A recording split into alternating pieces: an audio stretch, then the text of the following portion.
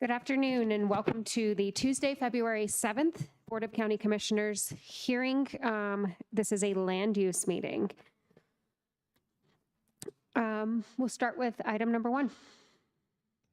Item number 1 is staff emergency items, and I'm unaware of any staff emergency items. Item 2. Item number 2 is changes, postponements, and notice of the next meeting.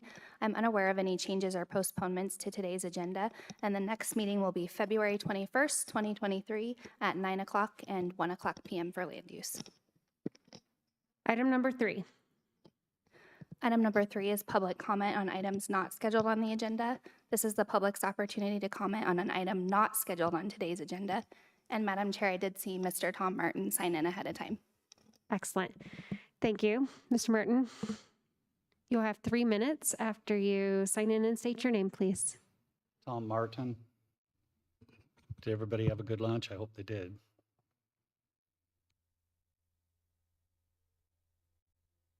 Issues again, once again.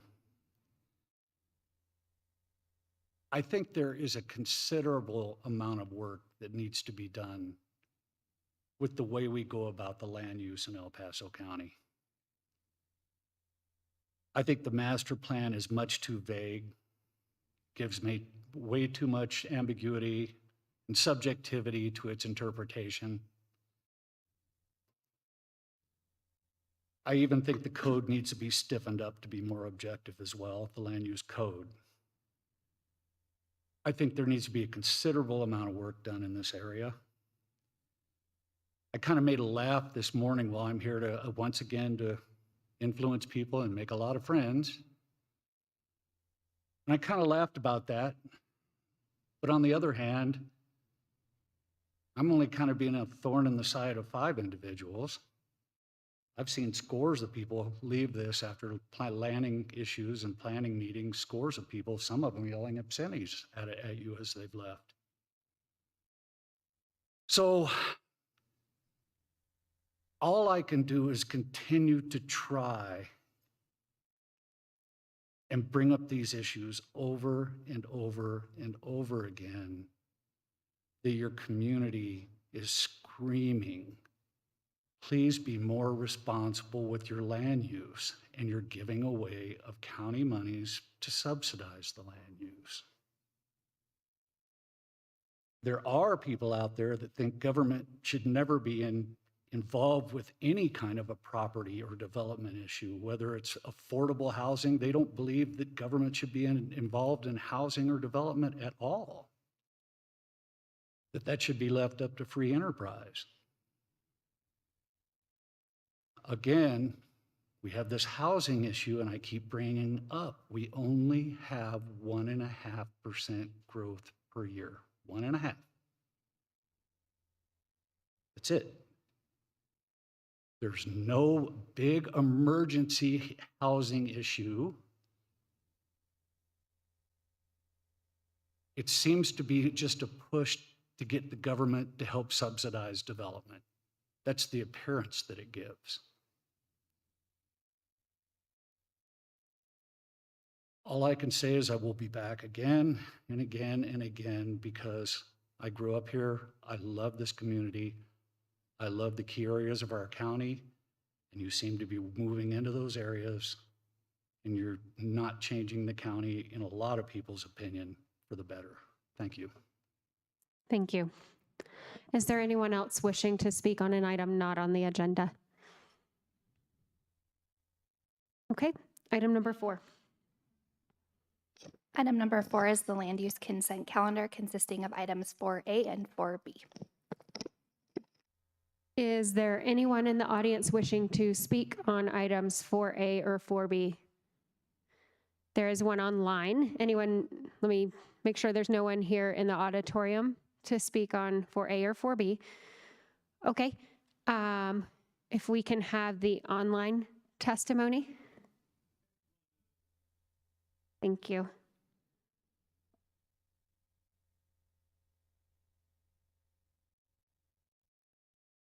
And do you know which item? Okay, one for each? Okay. Oh.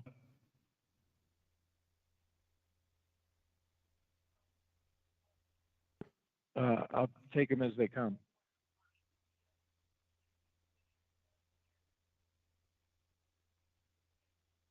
Okay.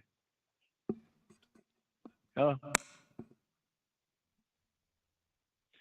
Hello. This is regarding PUDSP 21005.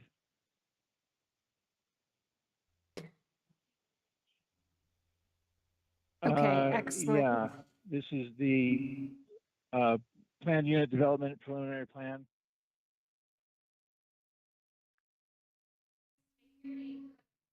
Are you hearing me? Then you'll have 3 minutes. And for those without an agenda in front of you, I believe this is on item 4B. Is that correct? This would be, hold on. This is regarding the map amendment, the rezone for the four-way commercial rezoning, CS 22003.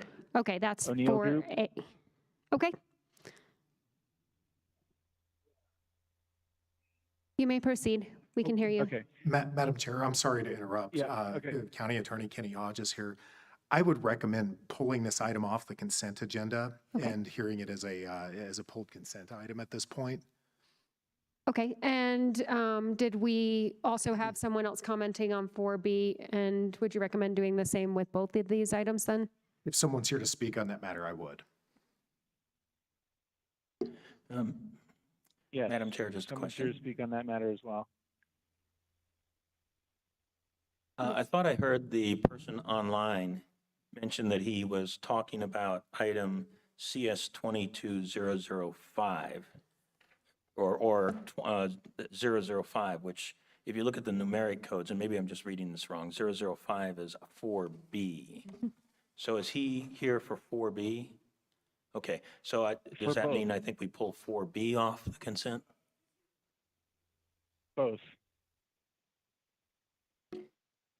Okay, Mr. Both County items. Attorney, at this point, should we consider both of these items pulled up? Yes, Madam Chair, that'd be my recommendation. Okay, so there is no vote currently on item number 4. We will be moving both A and B to item number 5. And we'll just call that 5A and 5B. And with that, item number 5. Item number 5 is the called up consent calendar. We'll start with 4A, map amendment rezone, four-way commercial rezoning, a request by the O'Neill Group for approval of a map amendment rezoning of 67.14 acres from PUD, planned unit development, to CS commercial service. This was heard by the Planning Commission as a called up consent item and recommended for approval by a vote of 7-2. Concerns were raised concerning water sufficiency, suitability of commercial next to rural, and the traffic study. There was much discussion regarding a 5th condition recommended by PCD staff regarding subdivision regulations, which was ultimately not included in the formal recommendation by the Planning Commission. The 67.14 acre property is located directly west of the intersection of Highway 24 and Stapleton Road. The subject property encompasses land that is situated on the north and south side of Stapleton Road, parcel number 42000000399, Commissioner District Number 2, file CS 22003, Ryan Hauser, AICP Planner 3, Planning and Community Development. Thank you. And because both of these items were called up and are now on the called up consent calendar, we will be going through a full land use hearing procedure. Before I start, I wanted to ask the chair if you would be agreeable to staff completing our entire presentation prior to turning it over to the applicants. I know in the past, we've done it in the reverse manner. Mr. County Attorney, do you have? Madam Chair, no concern with an abbreviated hearing. So long as there's an opportunity for the objector to be heard, that probably is more efficient with this matter anyway, from what I'm hearing. Okay. You may proceed. I do want to make sure that the person that we had online is aware of the process and procedure from this point. I mean, if you could remind me, that'd be great. We will go through the staff presentation of the items we're addressing 4A first and then 4B. It's now 5A and 5B. We'll go through a staff presentation, introduction of criteria, and then an applicant presentation.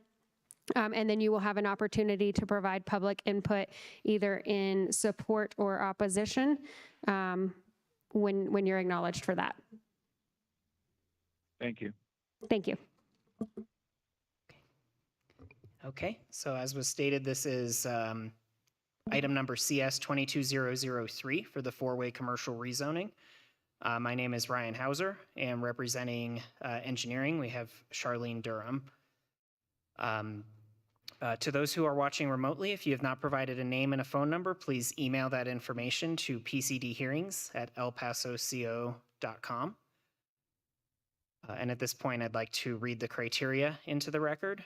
Section 5.3.5 identifies the criteria for a map amendment, rezoning. And the criteria is as follows. The application is in general conformance with the El Paso County Master Plan, including applicable small area plans, or there has been a substantial change in the character of the neighborhood since the land was last zoned. The rezoning is in compliance with all applicable statutory provisions. The proposed land use or zone district is compatible with the existing and permitted land uses and zone districts in all directions, and the site is suitable for the intended use, including the ability to meet the standards as described in Chapter 5 of the Land Development Code for the intended zone district.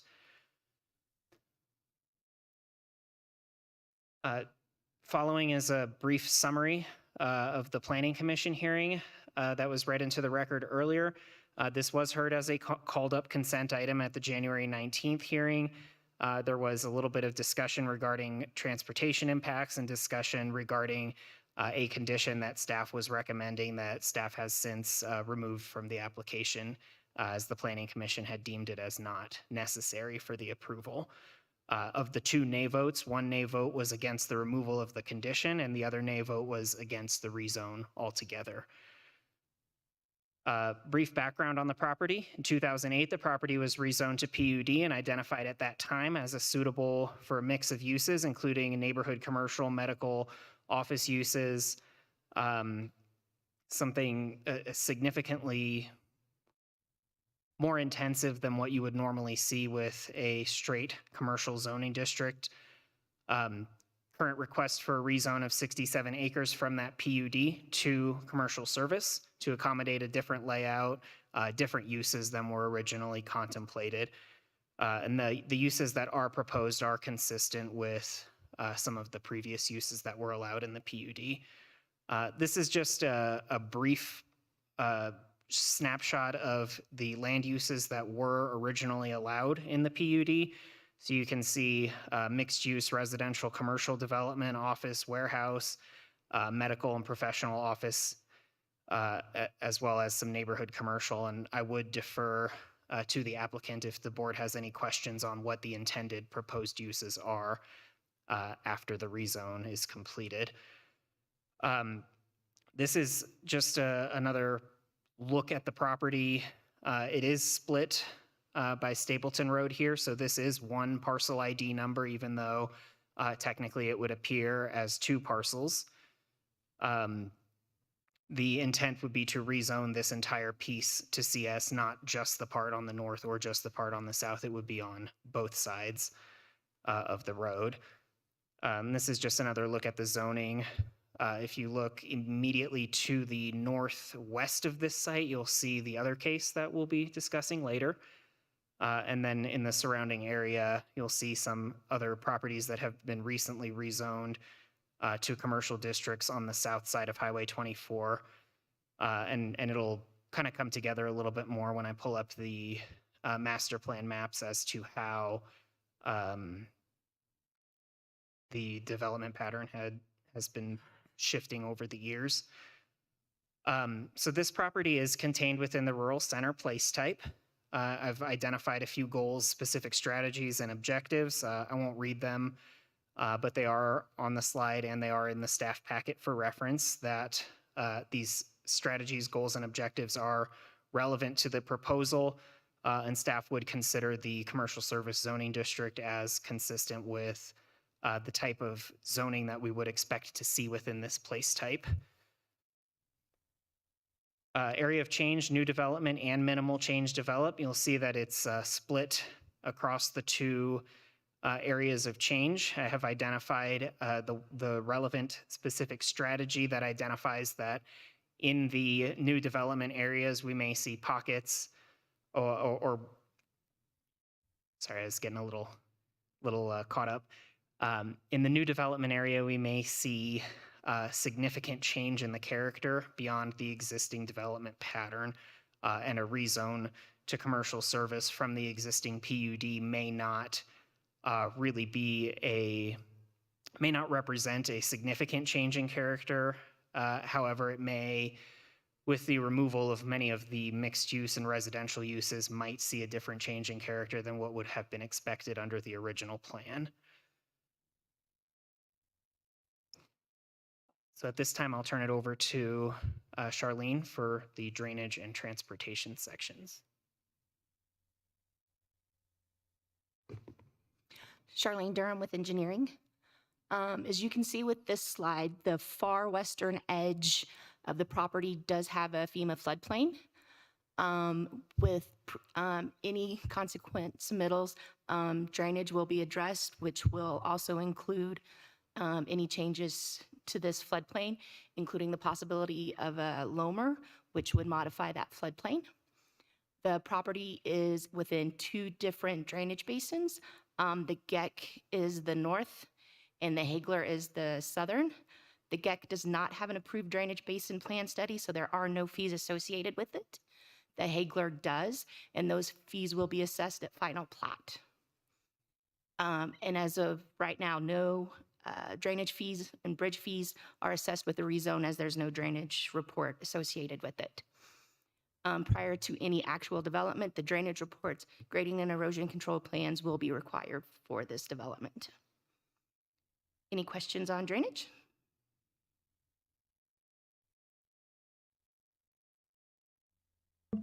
As for transportation, this property is located west of Highway 24, and Stapleton does bisect it, and it is a principal arterial.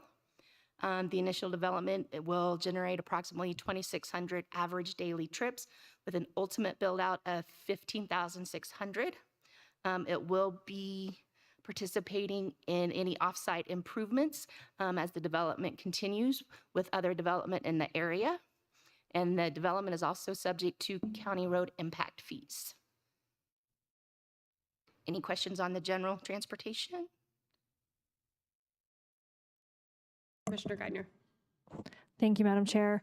Obviously, this is located on Stapleton, but it will likely have some impact to Highway 24 there as well. That's already a very busy intersection. But obviously, that is the state's responsibility. So in terms of expectations for the public and what they might see in the process to work together with the state, or what they will have to do to get those approval, could you just speak about that a little bit just for public benefit? The applicant will have to also go through CDOT, and then within the traffic report show what the consequences are at a Highway 24. I know it's sometime in the future there's a proposed signal at that intersection, and that's part of those offsite contributions that they will have to participate in, showing what their percentage is, what their contribution is to all of that. Yes, thank you. I just wanted to make sure, because it wasn't in here, but wanted to make sure the public is understanding of why we obviously are not addressing that at this point, and that's because it's not within our jurisdiction. Any other questions on transportation? Okay, with that, I'll turn it back over to Ryan. So we are memorializing the cost share for the improvements that Charlene had just mentioned via this condition number 4. You'll notice the same condition is also present on the Waterbury application as well, and it's just so that these developments, as they go in, are recognizing that they are going to have to pay into their proportionate fair share for these offsite improvements based on their impacts. So that's really the only thing that I wanted to call out with regards to the condition, since we have removed the proposed condition number 5. So then with that, that would essentially conclude the staff presentation, unless any of the board members have any questions for staff at this point. Are there any questions for staff? Okay. Thank you. At this point, is the applicant present or their representative?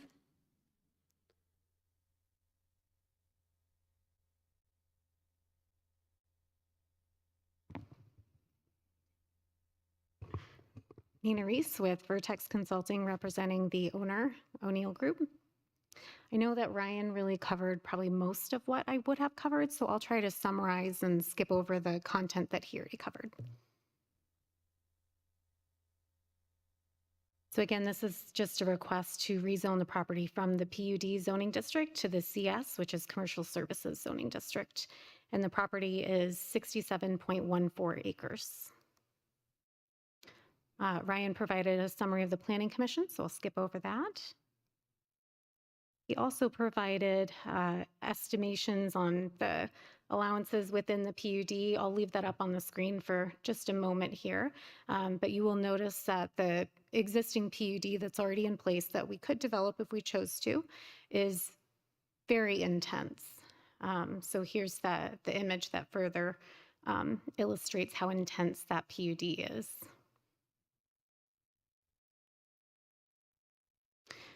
The property is surrounded by property within the RR 2.5 zoning district, as well as the PUD zoning district to the north, and then other agricultural and rural zoning districts, sorry, to the south and to the east.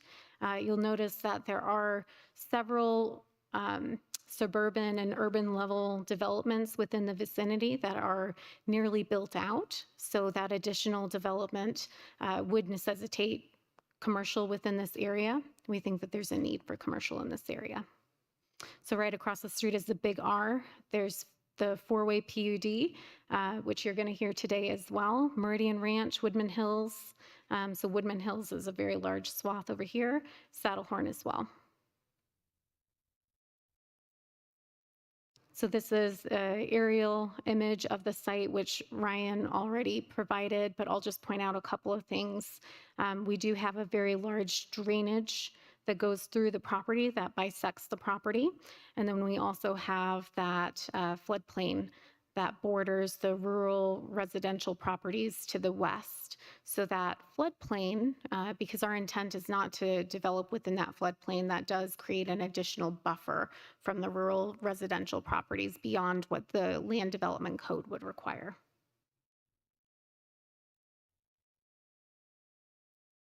I'll go through some of the justification and try to skip over the items that Ryan already covered. So as previously mentioned, the PUD that's already in existence and has been approved allows for multiple uses. Those uses include commercial, office, warehouse, medical, and professional offices. All of those are permitted uses within the CS zoning district. So because those uses are already in place, we feel as though there's use-to-use compatibility. And then the only use that would require special use would be mixed use within the CS zoning district. So we feel as though this is a like-for-like request. Looking at the master plan, Ryan covered this as well. I will just point out again that the master plan does anticipate intense infill within these area of change. We do not feel as though it is considered intensive infill because the PUD already allows for intense development. It's the properties within the rural center place type. The rural center place type specifically allows for commercial services, which is what we're requesting. This property is also within the priority development area. So the priority development areas are areas that the county has identified as being a priority for development, and it specifically states the county should emphasize Stapleton Road as a connectivity corridor that would provide important access to necessary goods and services in this community, generally supporting suburban residential development. So again, a reminder, there's existing suburban residential development in this area of the county. The master plan specifically calls for this corridor to provide goods and services. I won't read through these because I think they're included within the staff packet, and Ryan had them up on the screen as well. Same thing here. If we're looking at the existing allowed and potential land uses within the area, there are already commercial uses within the vicinity. So there's the Silver Star PUD that's located right across the street from Highway 24. The Falcon Kennel is located immediately south. The Big R is across 24. We've got the Falcon Storage also across 24, and then there's a small fitness center as well. The Land Development Code requires buffering and screening to ensure that there's land use compatibility and to ensure that uses that may not be considered compatible through the buffering and mitigation could become compatible. So the setback requirement is 25 feet, but again, remember, we do have that floodplain that's immediately adjacent on the west. So our setback will actually end up being much greater than 25 feet for that reason, because we can't develop within the floodplain. The maximum height requirement is 45 feet within the zone district. And the Land Development Code requires at least a 25-foot landscape buffer along Highway 24, and then at least a 15-foot landscape buffer adjacent to those rural residential properties. But again, remember, we've got that floodplain, so it'll be even larger.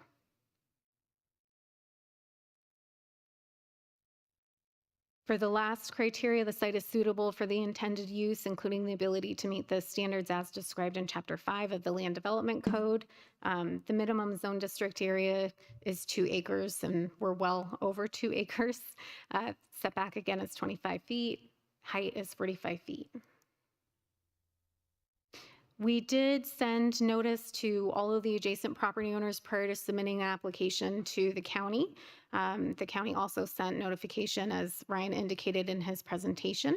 After we had sent our notification out to the adjacent property owners, we did receive some inquiries and some concerns. I spoke to all of the concerned neighbors, and it turns out that there was a miscommunication or misunderstanding of the uses that are permitted within the CS zoning district. And they had been led to believe that a batch plant was going on this property. After we explained the permitted uses within the CS zoning district and the various buffer and setback requirements within the zone district, they indicated that they didn't have any concerns any longer. I understand that there's somebody online, so we'll learn what that is. That concludes the presentation. I know I kind of skipped over a lot because Ryan covered it, so if there are any questions, let me know. Vanderweer. Thank you, Madam Chair. It's not really necessarily about the project itself, but that 100-year floodplain. I think I heard it, but just refresh my memory. What does our land use code allow or not allow inside a 100-year floodplain? No construction, is that accurate? So we would just be looking at a site development plan. So, and we can definitely hear from staff on that, but I'm not aware of any requirement within the Land Development Code when it comes to a site development plan. But the floodplain administrator generally does not allow for development within the floodplain. And if there were to be development within the floodplain, he has very strict requirements. Okay. It is not our intent to develop within the floodplain, though. I can tell you that. I just went through this experience where I purchased a property a long time ago, and then the floodplain got modified and put one little tiny corner of my house into the 100-year floodplain. It was impossible to do anything about it, but the insurance company sure found out. Yeah, I'm sorry.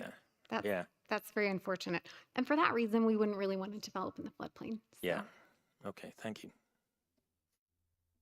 Any other questions for the applicant? Thank you. Thank you. Well, at this point, we will move on to public input or evidence in support of this application. Are there any present wishing to speak in support of this item?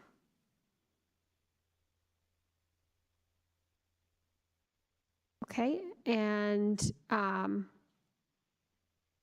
then moving on to those in opposition.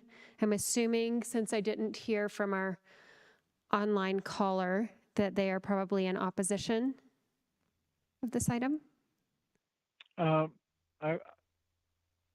don't know about opposition specifically, more in terms of process. I guess it'd be opposition. I guess. Can you state your In name for the the record, Planning and you can Commission's- proceed for 3 minutes, please? Yeah, this is Dan Mass. In the meeting notes from the Planning Commission, Mrs. Merriman mentioned that she didn't think enough information was provided concerning the water sufficiency finding. Ms. Sago responded that communications from water providers are part of the information provided on EDARP, which is public record and are relied upon when the county attorney provides their water review. I guess my comment is, will the Board of County Commissioners discuss that, that objection by Mrs. Merriman when considering to approve this?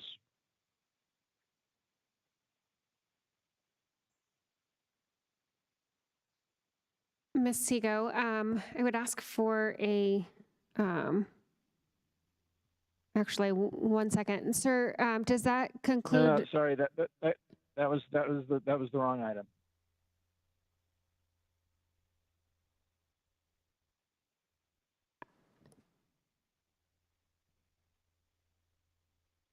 Yeah, I apologize. My computer's stuffed up.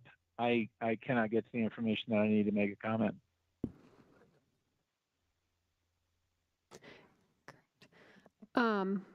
Okay, so if I can clarify and summarize really quickly, you had a question about water sufficiency, but not necessarily a comment in opposition to this application?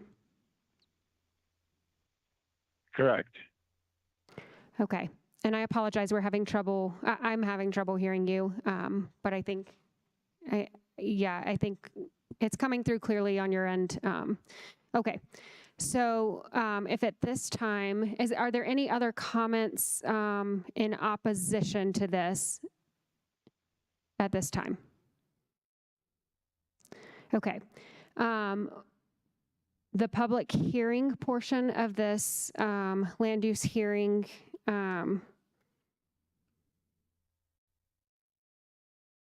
actually, I will have, you know what, I might need some help from our county attorney here.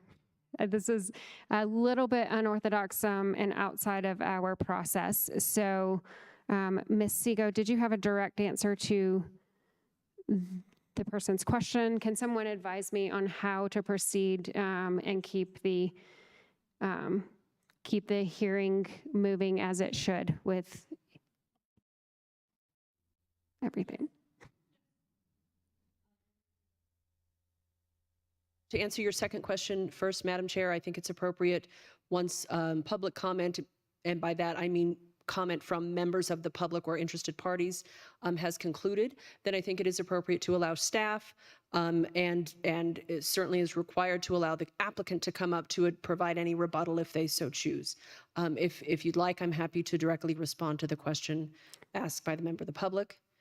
I thought I heard him say at the end of his comment that he actually meant that to be directed toward the other application, but I'll respond to it in this context as well, just in case.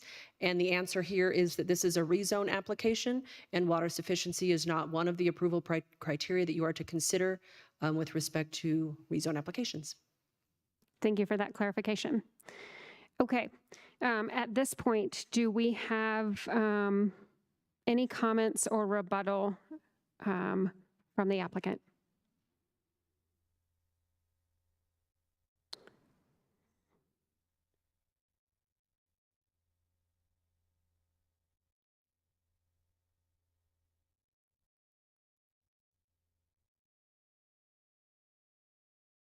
Okay.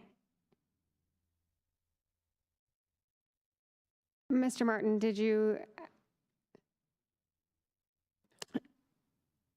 If I do, I'll need to go back and offer a chance for rebuttal.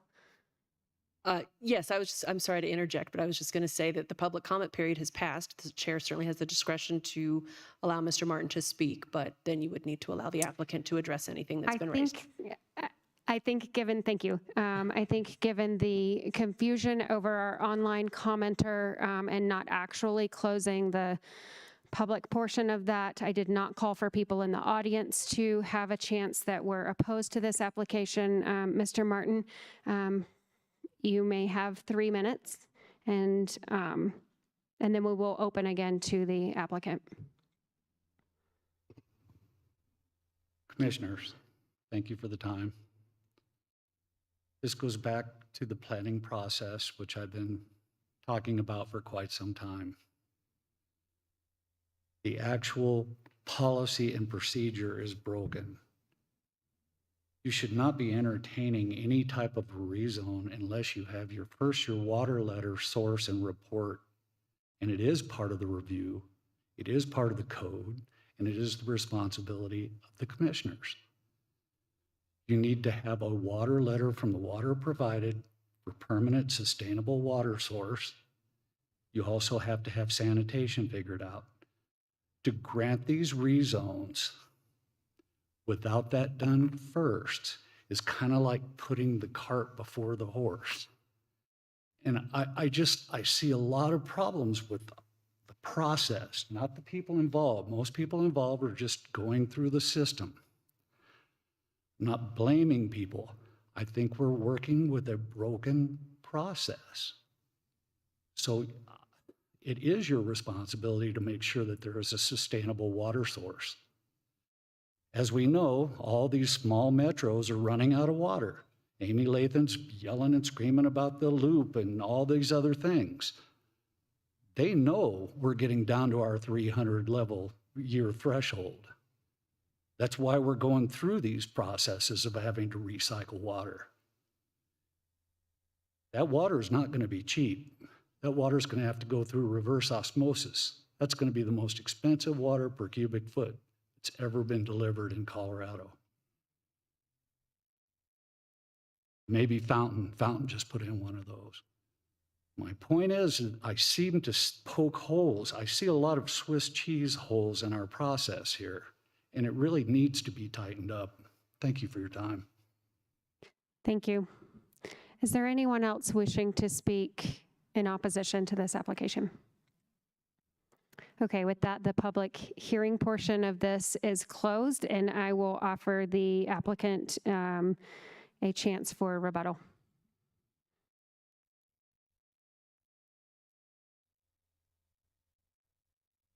Good afternoon, Commissioners. Craig Dawsey with Vertex Consulting. Appreciate the comments from the neighbors and from Mr. Martin. I don't know if he's a neighbor, but appreciate the comments. As you all know, the appropriate process as outlined in your special district policies is to, one, first go get your zoning approved, then go through the process of forming your special district. I've had that discussion for years and years and years when districts get formed either concurrent or even ahead of the rezoning, because then that doesn't create the need for that district. We're trying to go through this the appropriate way per the county's policies. So that's why the rezoning is in front of you today. We are planning on submitting to the county for review a service plan to form a special district to enter into an IGA, hopefully, with the Four-Air Ranch Metro District. The Four-Air Ranch Metro District's been in place for some time now. They have the ability and frankly the obligation to provide water and sewer services to this property. Our plan is to create a separate district where we're only taxing the commercial component of the overall Four-Air Ranch development to provide those services to the commercial users. So we're trying to go through this the right way. It's hard to project your demand in terms of water and wastewater unless you know what your end users are. With the PUD as it was originally drafted, we feel like a lot of those uses probably are not very viable anymore. That PUD is very old. We think some of the higher density residential and certainly very high intense commercial is probably not appropriate in that area anymore. But what we'd like to do is at least activate this property with some compatible commercial development. I think one of the things that Ryan spoke to on the intended uses in this, for this property, we're looking at a mini warehouse. We're going to try to do storage here, very low impact, not a high water user, frankly, not a high traffic generator. That's the first thing we want to do. The challenge that we had with the existing PUD is it really didn't allow for an area that made sense. It only allowed it on the northern part of the property. And right now, we actually think that that's not compatible with the existing uses north of this property. So we'd like to put it in an appropriate location that could be served by right-in, right-out access and one full movement access off of Stapleton Road. We think there's a huge need for that type of use out in this area, particularly in the Falcon area. I think there's one other mini warehouse, self-storage facility in that general area, and it's quite a ways away. So we'd like to activate this property. It's been vacant for as long as, well, ever, obviously, but even since the development was approved originally, the PUD, it's been decades. So we'd like to get something going, and we think that's filling a need for the community. Having worked on the county's master plan, I can tell you that commercial service should serve the neighbors in that area. We feel like Mini Warehouse does exactly that. So we're hoping with your approval, we can turn some ground and start constructing on this property. Thank I'll be you. happy to answer any questions.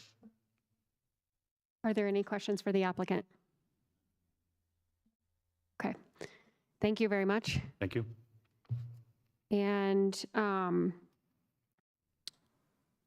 at this point, the public hearing is closed on this. Do we have any questions of staff or comments from up here? Mr. Vanderwerf. Yes, thank you. And perhaps, Ms. Siegel, I could ask these of you, but if you're the wrong person, I'm certain the right staff will be able to come up and answer it. And just to talk a little bit about the comments provided by Mr. Martin. So this is, at this point in time, a rezone application here. And at this point, we really don't know what the developer intends on. I mean, they can make a statement to us that they intend on putting in a warehouse, but as they go through their development processes, this goes down the path and gets more refined. That later point will be the point at which we'll understand what their water requirements would be and whether or not they had obtained sufficient water rights in order to proceed. But at the zoning, they might develop everything as a warehouse where water requirements are very low, or they might develop half as office buildings, in which case water use would be higher. So it's hard, it's really not appropriate to determine water sufficiency at a rezone. Do I understand this correctly? Yes, I think those are all valid points, Commissioner. I would also add that from a statutory perspective, the statutes require the board to review water sufficiency, water supply sufficiency at the subdivision stage. I don't think that prohibits you from doing it at the zoning stage, but as you correctly noted, it's difficult to do so if you don't know what the use is at the zoning stage. So if this property does bring forward a preliminary plan and or a plat and intends to subdivide, you will have an opportunity to review their water supply and determine whether you find that it's sufficient or not.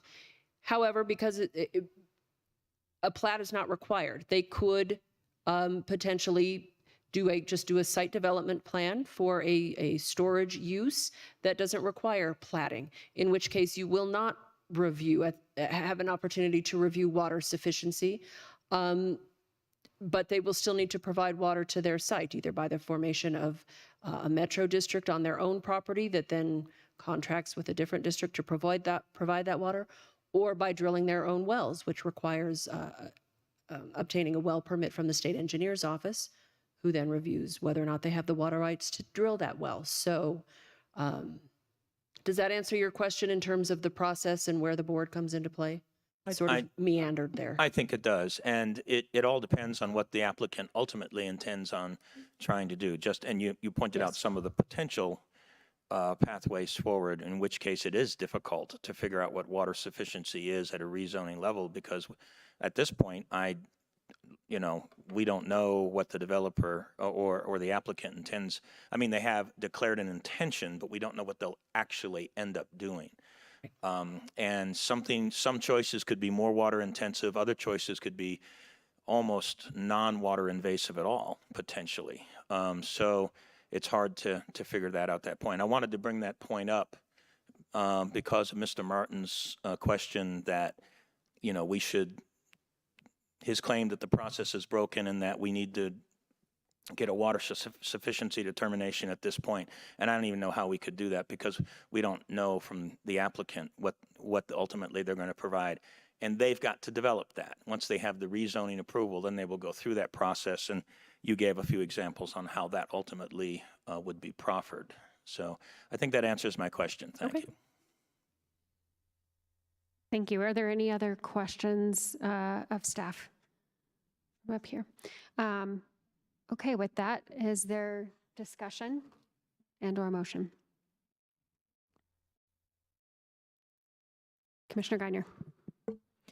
Thank you. I would like to go ahead and move approval of this item with all of the conditions and notations. I will second that. And if I could, Madam Chair, follow up with a comment. So I'm happy to move this for approval, and this is very close to where I live. And the reality here is this looks like a great use of a piece of property that will ultimately serve the residents in this area. And as this area has grown, it is looking for different things that need to be available to a growing community. So I think that the criteria has been met here, and I don't have any concerns with any of the pieces of this. It seems to very clearly fit into what our requirements are, and all of the future items, as we've talked about, those will come later, as they should, and that is in the proper order. But this is very clearly, to me, a project that fits very clearly into our standards. That has been moved. Was there a second?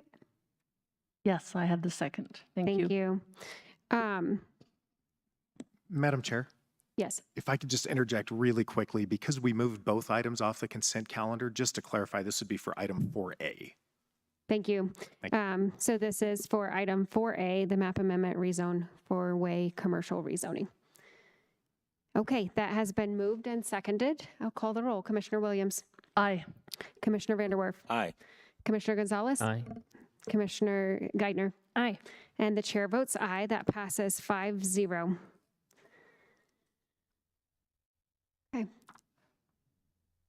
So item number 4B is the next on the called up consent calendar. Item number 4B is the Planned Unit Development Preliminary Plan, Waterbury Filing Numbers 1 and 2, a request by Four-Way Ranch Joint Venture LLC for approval of a map amendment rezoning from PUD Planned Unit Development to PUD Planned Unit Development, and approval of a preliminary plan for 198 single-family residential lots and 11 tracts. The Waterbury PUD and preliminary plan was approved by the Board of County Commissioners on January 15th, 2013, BOCC Resolution Number 1344. The current request proposes a traditional lot layout. The current proposal also includes modifications to the previously approved road layout. If the proposed PUD and preliminary plan are approved, the applicant will be required to receive approval for final plats prior to commencement of the construction. This item was recommended for approval on the Planning Commission consent calendar by a vote of 8-1. The 61.86 acre property is located at the northwest corner of the intersection of Stapleton Road and US Highway 24. Parcel numbers 42000, 00366, 368, and 417. Commissioner District Number 2, file PUD SP 21005, Ryan Hauser, AACP Planner 3, Planning and Community Development. Thank you. My name is Ryan. Again, representing engineering, we have Charlene. And this is for PUD-SP 21005 for the Waterbury PUD and preliminary plan. Again, to those who are watching remotely, if you have not provided a name and a phone number and you wish to speak, please email that information to pcdhearings@elpasoco.com. And before I proceed, I would like to ask for the chair's permission to utilize the same format for this case that we did with the previous case. And assuming that is fine with our county attorney, that works for me. Yes, I think that's appropriate, Madam Chair. Okay. So then at this time, I would like to read in the criteria into the record. So as a combined PUD development plan and preliminary plan, this will be subject to the criteria for both sections of the code as they relate to a planned unit development and a preliminary plan. So starting with the criteria for a PUD, the proposed PUD district, or it should say the proposed PUD zoning district, advances the stated purposes set forth in this section. The application is in general conformity with the master plan. The proposed development is in compliance with the requirements of this code and all applicable statutory provisions and will not otherwise be detrimental to the health, safety, or welfare of the present or future inhabitants of the county. The property is suitable for the intended use, and the use is compatible with both the existing and allowed land uses on the neighboring properties, will be in harmony and responsive with the character of the surrounding area and natural environment, will not have a negative impact upon the existing and future development of the surrounding area. The proposed development provides adequate consideration for any potentially detrimental use-to-use relationships, for example, commercial adjacent to single family, and provides an appropriate transition or buffering between uses of differing intensities, both on-site and off-site, which may include innovative treatments of use-to-use relationships. The allowed uses, bulk requirements, and landscaping and buffering are appropriate to and compatible with the type of development, the surrounding neighborhood or area, and the community. Areas with unique or significant historical, cultural, recreational, aesthetic, or natural features are preserved and incorporated into the design of the project. Open spaces and trails are integrated into the development plan to serve as amenities to residents and provide reasonable walking and biking opportunities. The proposed development will not overburden the capacities of existing or planned roads, utilities, and other public facilities, and the required public services and facilities will be provided to support the development when needed. The proposed development would be a benefit through the provision of interconnected open space, conservation of environmental features, aesthetic features, and harmonious design and energy-efficient site design. The proposed land use does not permit the use of any area containing a commercial mineral deposit in a manner which would unreasonably interfere with the present or future extraction of such deposit unless acknowledged by the mineral rights owner. Any proposed exception or deviation from the requirements of the zoning resolution or the subdivision regulation is warranted by virtue of the design and amenities incorporated in the development plan, and the owner has authorized the application. With regards to the preliminary plan review criteria, I'll try to read these faster. The proposed subdivision is in general conformance with the goals, objectives, and policies of the master plan, consistent with the purposes of the code, in conformance with the subdivision design standards and any approved sketch plan. A sufficient water supply has been acquired in terms of quality, quantity, and dependability for the type of subdivision proposed. Public sewage disposal system has been established, and if other methods of sewage disposal are proposed, the system complies with state and local regulations. All areas of the proposed subdivision which may involve soil or topographical conditions presenting hazards or requiring special precautions have been identified, and the proposed subdivision is compatible with such conditions. Adequate drainage improvements complying with state law and the requirements of this code and the ECM are provided by the design. The location and design of the public improvements proposed in connection with the subdivision are adequate to serve the needs and mitigate the effects of the development. Legal and physical access is or will be provided to all parcels by public rights-of-way or recorded easement acceptable to the county in compliance with this code and the ECM. The proposed subdivision has established an adequate level of compatibility by incorporating the 5 conditions noted on the slide. Necessary services, including police and protection, recreation, utilities, open space, and transportation systems will be available to serve the proposed subdivision.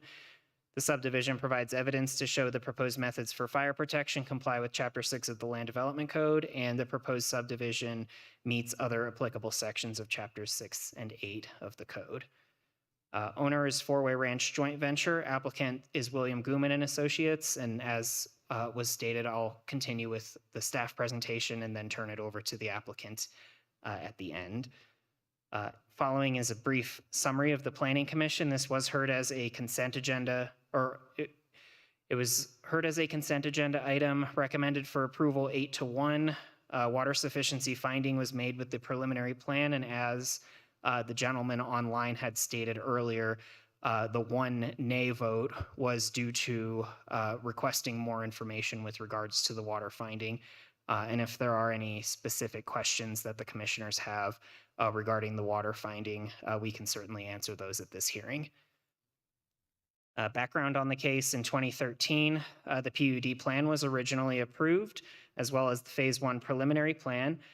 To date, no final plats have been recorded, and now the applicant is returning to reassess the layout, make a few changes in order to meet today's standards, and propose a new PUD plan and a preliminary plan that is shown on the screen here. I've outlined the main changes proposed with the new plan. This will result in a net increase of 2 lots from the original plan. And the main idea is to remove the previously approved alley-loaded residential product in favor of a more traditional residential single-family detached product. And the proposed gross total density would result in 3.2 dwelling units per acre, which is about the same as what was previously approved under the old PUD. This is going to look pretty familiar. I promise I did not schedule these 2 cases on the same agenda on purpose. The fact that it's right next door to the previous case. I think we got a good deal of context from the previous presentation too on what the surrounding area looks like and where the development patterns are going. We are seeing some more commercial developments along Highway 24, and then as these residential subdivisions build out, we are kind of seeing this area transform into a sort of a transitional area from suburban residential to a regional center along Highway 24. And this is just another look at the same zoning map. With regards to the master plan, this is located within the suburban residential place type, which would support the development proposal. Again, I've copied several goals, objectives, in the slide, and you'll see those in the staff packet as well that are directly relevant to this case in the suburban residential place type. I won't read those verbatim, but generally speaking, the lot size and the development plan is, staff would consider that consistent with this place type.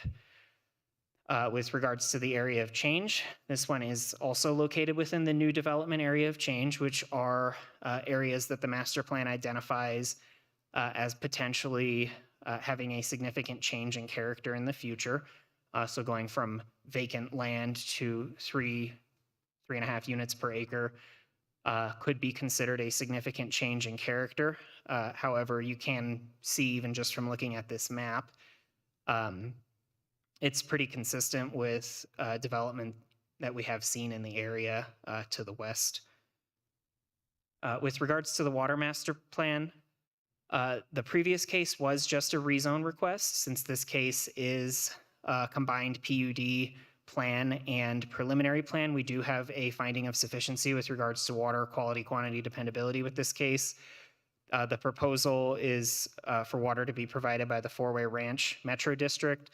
The state water engineer and the county attorney's office have made findings of water sufficiency with regards to this application. And at this time, I'd like to turn it over to engineering to discuss drainage and transportation.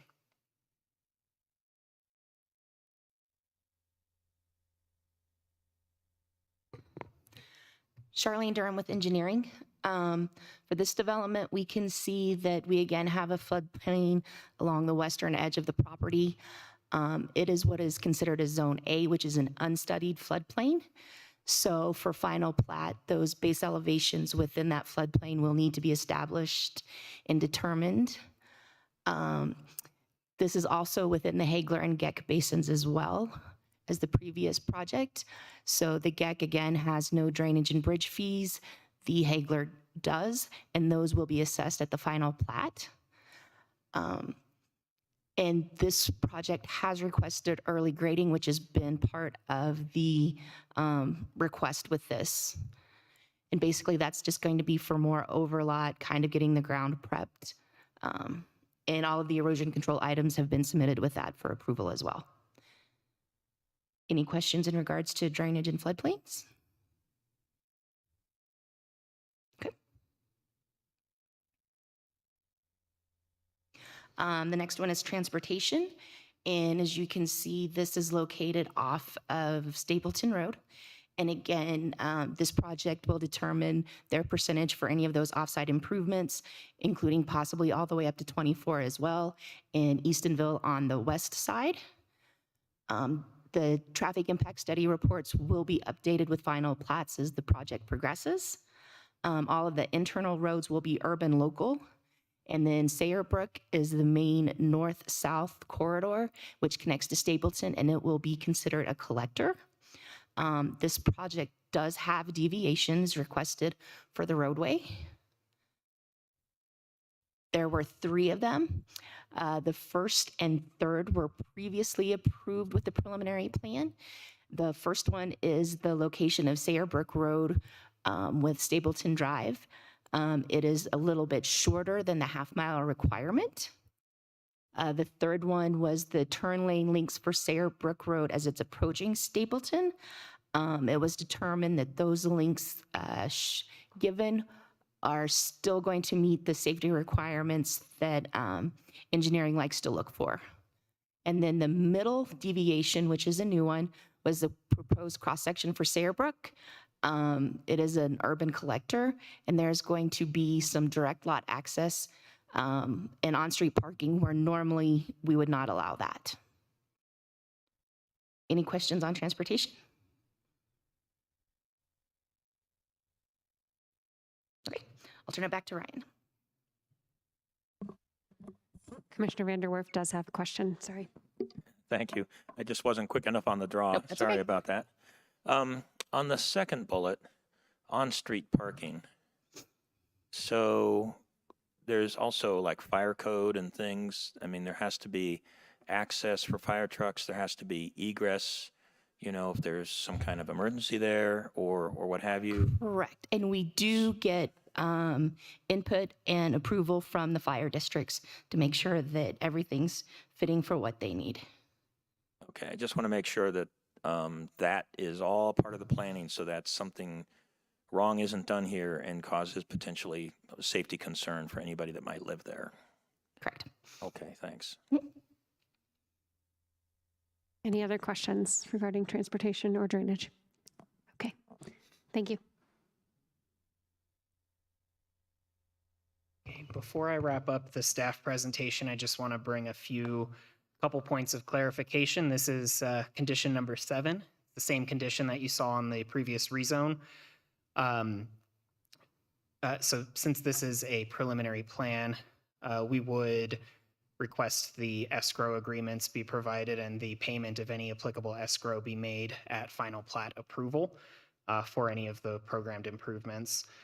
One other point that I would like to mention as well is that since they are requesting a water sufficiency finding with the preliminary plan, it would qualify subsequent final plats within this boundary to be approved administratively, so you would not see those plats come before you. Commissioner Vanderwerf. Yes, thank you. With regard to that, I appreciate that. I don't think I have any problem with that, but I just want to make sure I see the numbers here and maybe have it placed on the record as far as the finding for water sufficiency. So the water is going to be, please correct me if I say anything inaccurate. The water is going to be provided by the 4-way Metropolitan District number 2. It's going to be provided by well water. And that district controls 610 acre feet per year from the Water Authority, which I think is a state authority that controls the aquifer. So it's probably where the source of the authority, where that 610 acre feet per year of authority is granted. And that the estimated demand for this application is, according to this letter that I see, just a little over 73 acre feet. So if I'm reading this correctly, they are well within the water rights that they already have to deliver to this development. So I just want to ask the question, am I understanding these numbers correctly? So I think Ms. Sego might be better equipped to provide you an educated response to that question. Thank you. And my apologies for not thinking to ask that of Ms. Sego when she was up here before. Commissioner Vanderwerf, which letter are you referring to? This is the letter to Carrie Parsons, signed from Jonna Williams, professional engineer, a water resource engineer. And it's in the package, and the date of it is March 21 of 2022. And the title is Waterbury, am I reading the wrong one? No, this is Waterbury PUD Preliminary Plan Amendment to Filings 1 and 2. Okay, that's the right one. I'm just looking at the numbers in there. Sure. I'm just, what I'd like to do to answer your question is pull up my water review, because Sure. that's how I can walk through that. Thank you.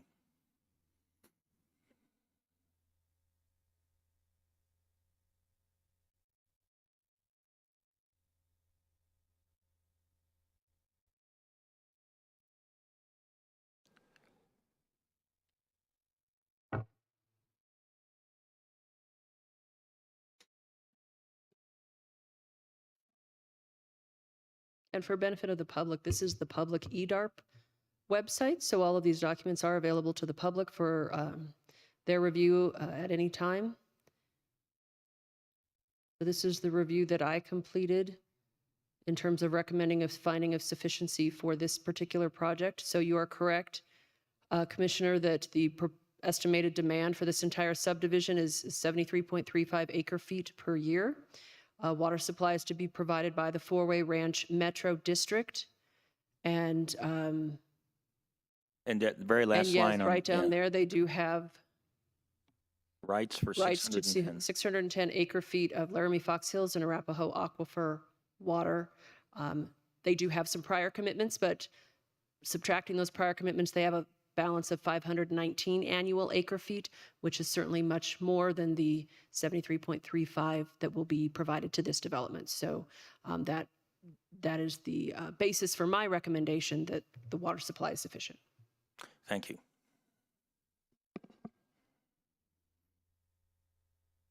Thank you. Any other questions based on the staff presentation? Okay.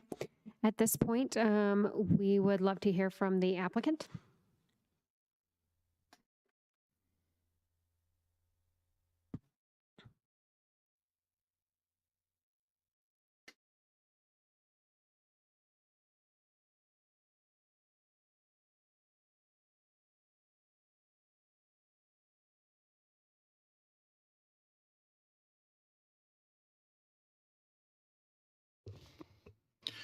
Good afternoon, Commissioners. I'm Bill Gooman with William Gooman and Associates. We are the lead planning consultant on the Waterbury preliminary plans, filing 1 and 2.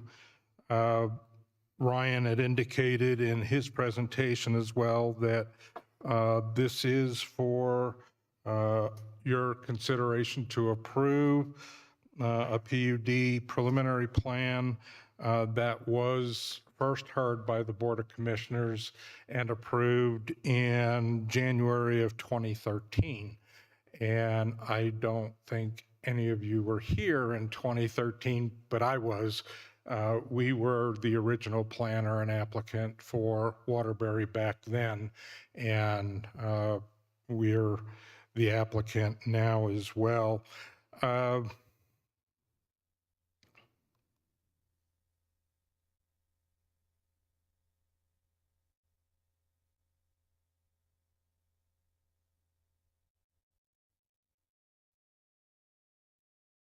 Thank you.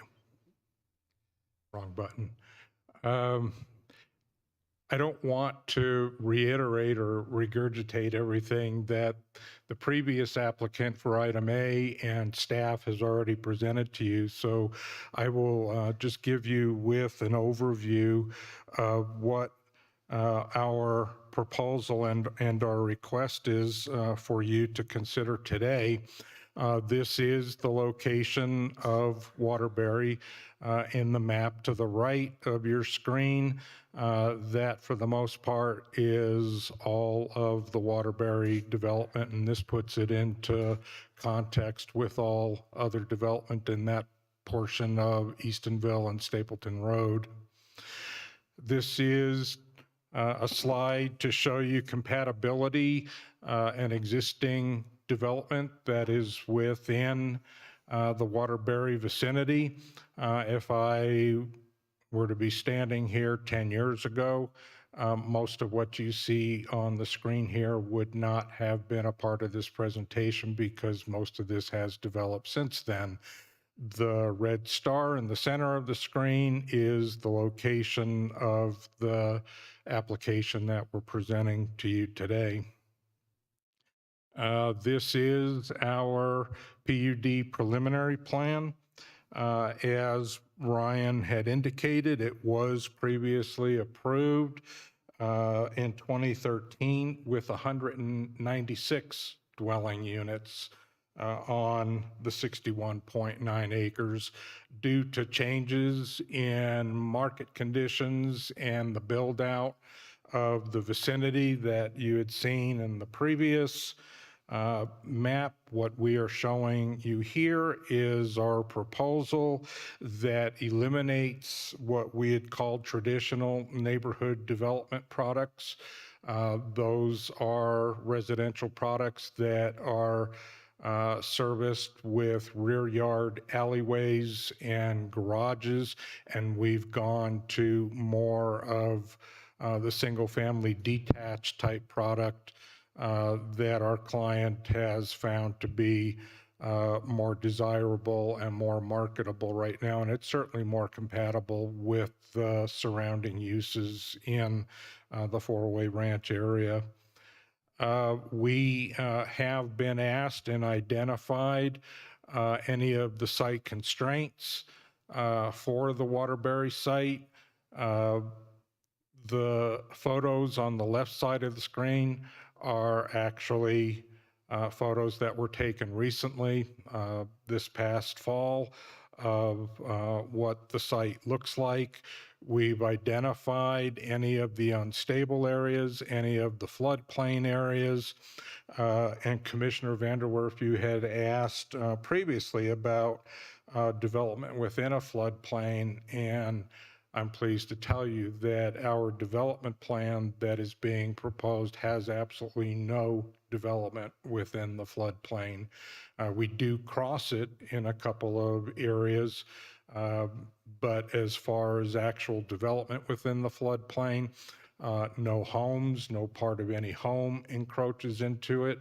No ancillary structures or auxiliary structures are permitted to be developed in it. So we handled the floodplain as if it were totally off limits as far as new development.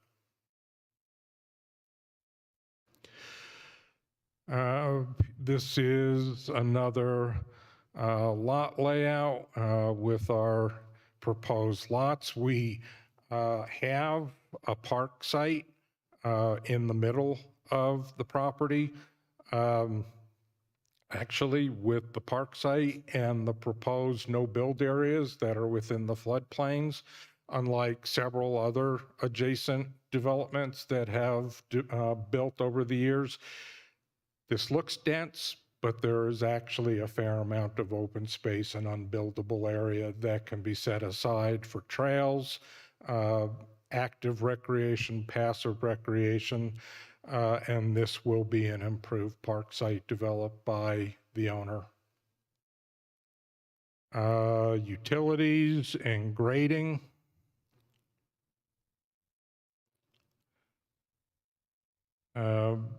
This is, again, the park site. with a green space for, again, multi-purpose recreational uses in the middle. I'm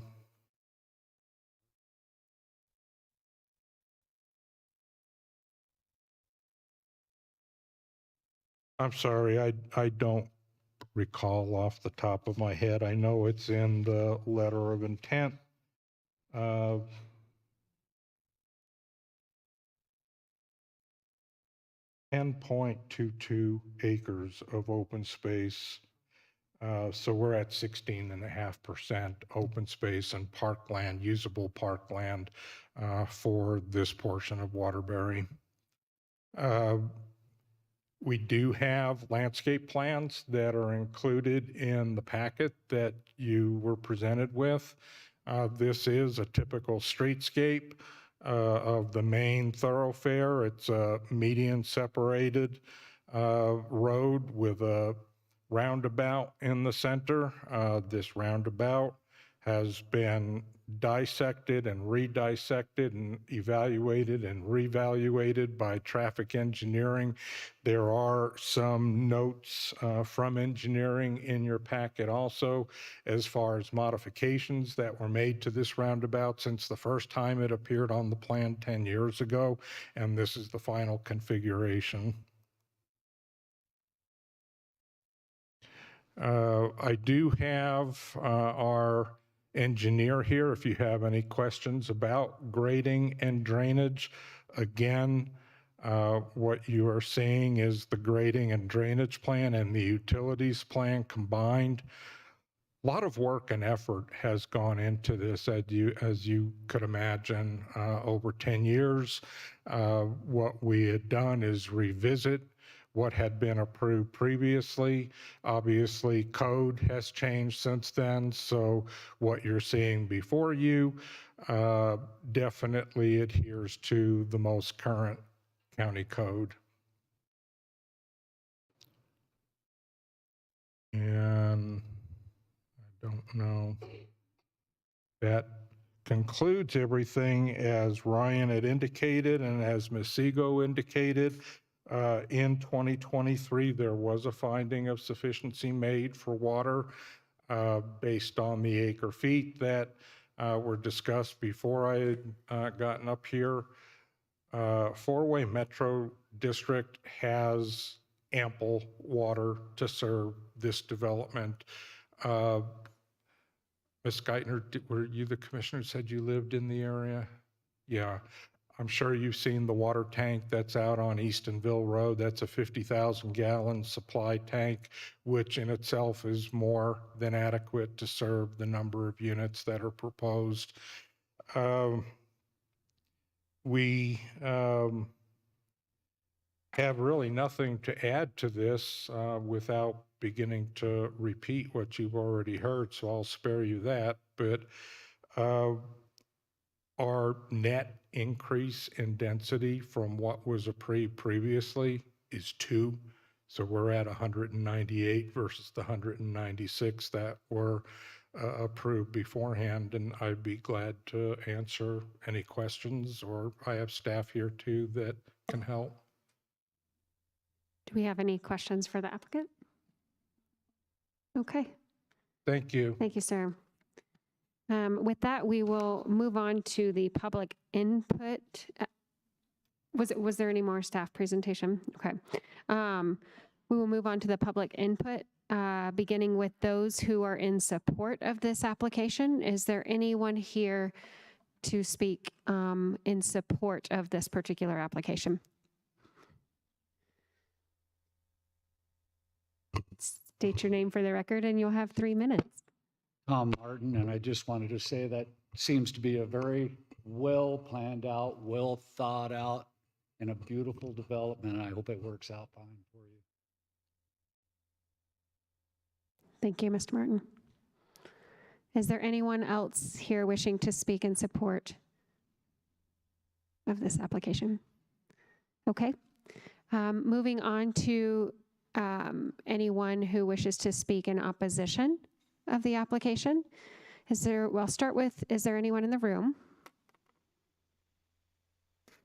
Okay, and online, do we still have a member of the Yes. public? Okay. State your name for the record, and you can have 3 minutes, sir. This is Dan Mass. So this is a combined PUD preliminary plan application. This is not a legislative action. This is a quasi-judicial action, an action that creates rights unto a particular party. A quasi-judicial proceeding should be run quite a bit differently than other proceedings because it's a big deal. The public has noticed that the board has become lax in their execution of quasi-judicial proceedings. To think of a quasi-judicial proceeding, you should think of yourselves as impartial judges basing your decision on facts and evidence that have been presented in the record. It's much like speech and debate. I bring up a contention, you argue that contention and overcome it based on the facts and evidence presented in the record. And we'll get better at this as we go on. I understand that it seems like you guys are out of practice for this. And if you look at your discussion for decisions and other quasi-judicial proceedings, you'll see how that could be construed as opinionated or not based on facts and evidence in the record. Your job is to run a quasi-judicial proceeding so that it withstands the scrutiny of a reviewing body. And in that light, I would contend that criteria number 4, I call it, for preliminary plan, a sufficient water supply has been acquired in terms of quantity, quality, and dependability for the type of subdivision proposed as determined in accordance with the standards set forth in the water supply standards, CRS 3028-133, and all the requirements of Chapter 8. There's a segment from the Planning Commission's notes that says the plan identifies the current demand for Region 3 to be 4,494 acre-feet per year with a current supply of 7,164, blah, blah, blah, projected demand with a projected supply. The projected demand at build-out in 2060 is 8,307 acre-feet per year with a projected supply of 8,284, which means by 2060, there's an anticipated to be a small water supply deficit of 23 acre-feet per year. My contention is that this doesn't conform with the state's 100-year water requirement and doesn't conform certainly with the county's 300-year water requirement. So my question is, how are you going to base your decision on the facts and evidence showing that this plan conforms to the 100-year water requirement and the 300-year water requirement? Okay, thank you, sir. Are there any others wishing to speak in opposition to this application? Okay.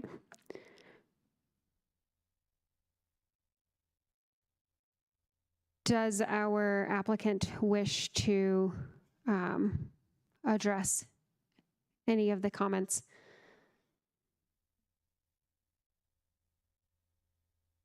Thank you, Commissioners.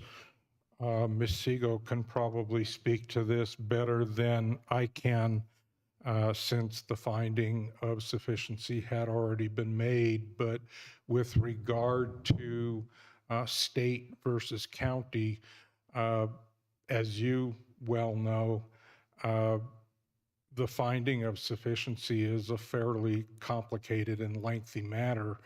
And one of the things that we're required to do as an applicant is run all of our calculations and our findings through CDPHE, the Colorado Department of Public Health and Environment, and that's at the state level.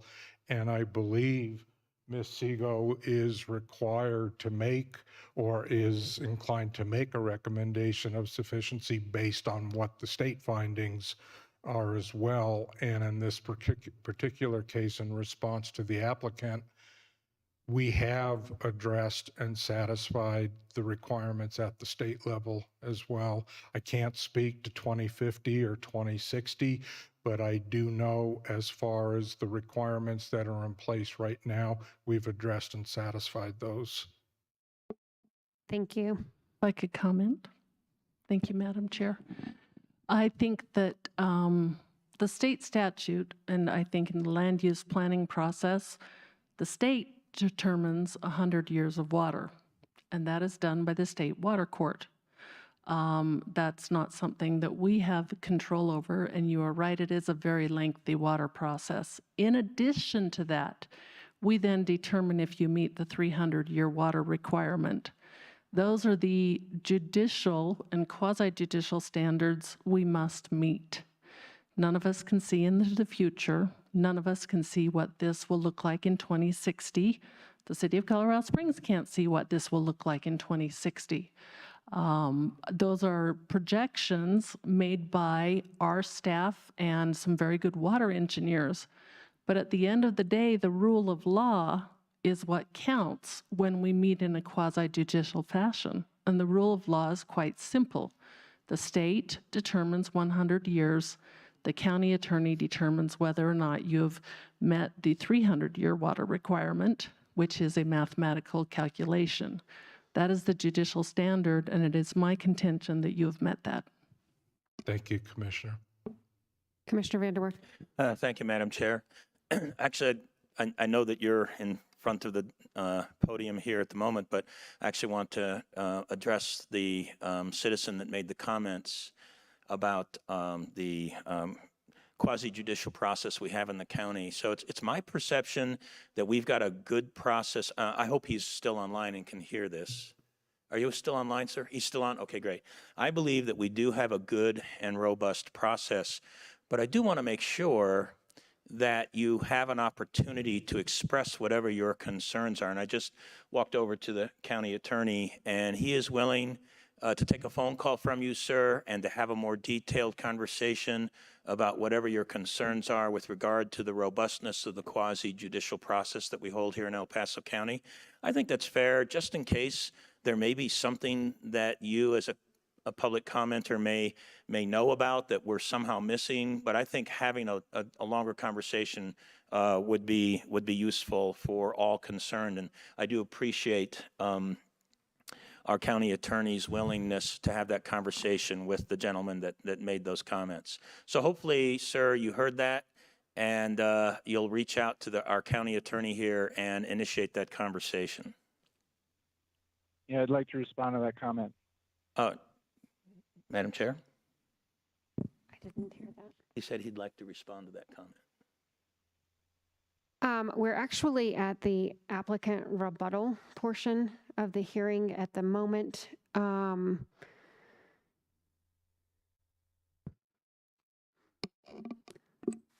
Madam Chair, Yes.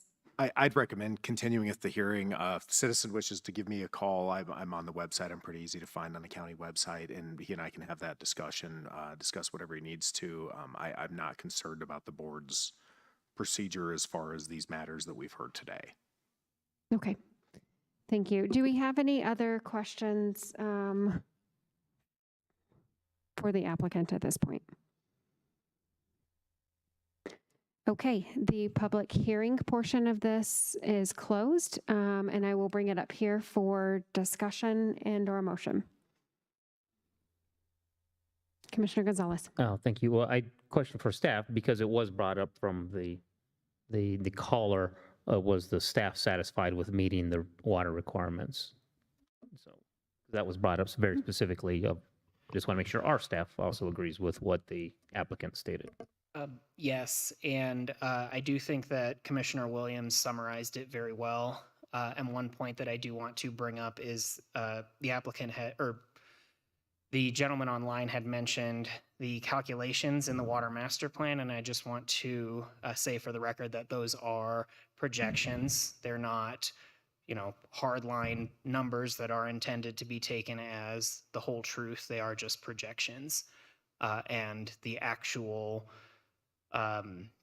decision is made based on the actual water findings that are being made, not the projections in the water master plan. Thank you. Are there any further questions for staff? Okay, any other discussion from the commissioners?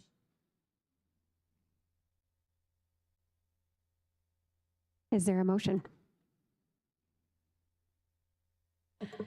So again, this one is in my district, so I am going to make a motion to approve item 4B with all of the conditions and notations.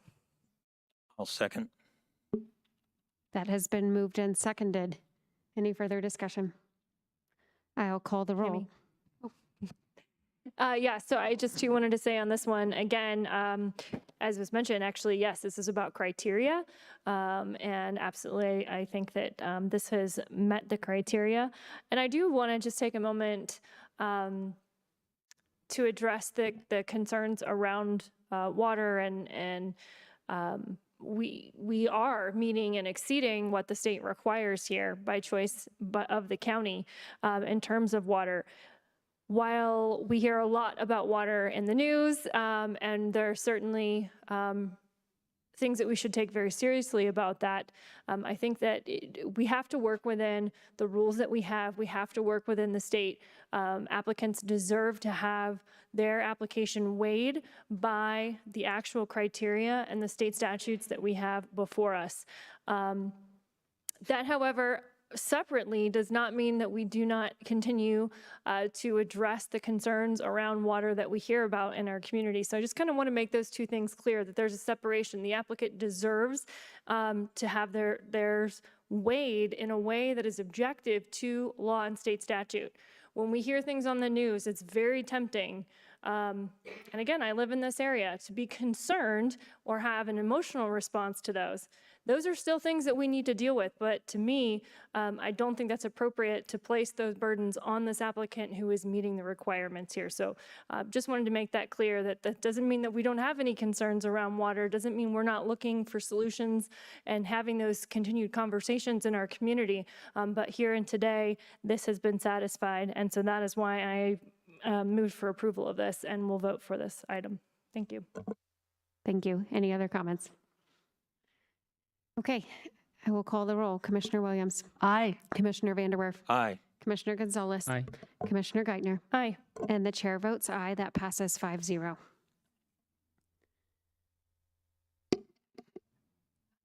That was actually item number 5, so item number 6. Item number 6 is department and committee reports, non-action items, and there are none. Item 7. Item number 7 is the addendum. There is no request for an addendum. And item 8. Item number 8 is the executive session, and there is no request for executive session. This meeting is adjourned.